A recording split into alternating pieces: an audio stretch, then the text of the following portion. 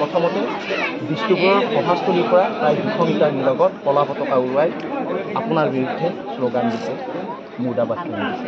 তাৰপিছত ডিষ্ট্ৰিক্টৰ সভাসমূহে আপুনি সমসীমালৈ গৈ আছে আৰু সমসীমালৈ গৈ থকা অৱস্থাত বালিকাৰাত আপোনাৰ পুতলিকা দাহ কৰিবলৈ চিন্তা কৰিছে।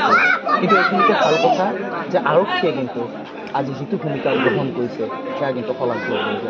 আপুনি গোটেই বিষয়টোৰ ওপৰত কি ক'ব? চাওক, নলবাৰী বিধানসভা সমষ্টি বিধায়ক আৰু মন্ত্ৰী জয়ন্ত মল্ল বৰুৱা ডাঙৰীয়া সদায় এই ধৰণৰ কাম কাজবোৰ কৰে।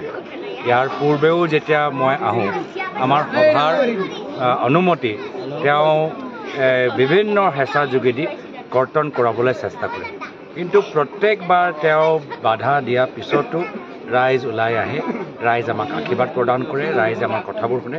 আৰু আজিও একে পৰিস্থিতি আমি দেখা পালোঁ যে তেখেতৰ লাখ প্ৰচেষ্টা হ'লেও আমাৰ মানুহৰ যে ভিৰ সমাগম চাই আমাৰ ৰাইজে আমি নিজৰ কথাবোৰ ভালদৰে প্ৰকাশ কৰিব পাৰিলোঁ।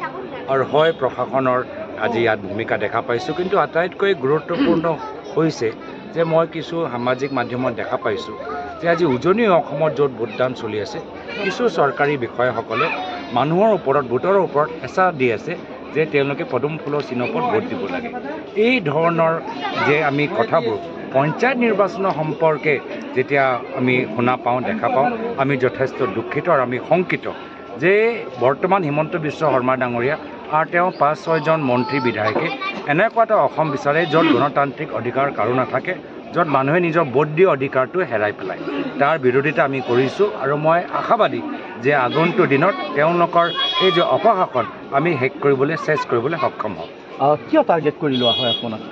এইটো তেওঁলোকক সোধক। আমিতো ৰাইজৰ হয়, ৰাইজৰ বিষয়বোৰ আমি মাত মাতি আছোঁ। গাঁৱৰ ভিতৰত কয়লা, শিল, বালি মাফিয়া লৈ যে আজি ৰাইজৰ যুৱকসকল হতাশ হৈ গৈছে, সেয়ালৈ আমি মাত মাতি আছোঁ। বাকী তেওঁলোকে কি বিষয়লৈ মাত মাতে সেইটো তেওঁলোকক ধন্যবাদ। নিশ্চয়কৈ এয়া আছিল গৌৰৱ গগৈ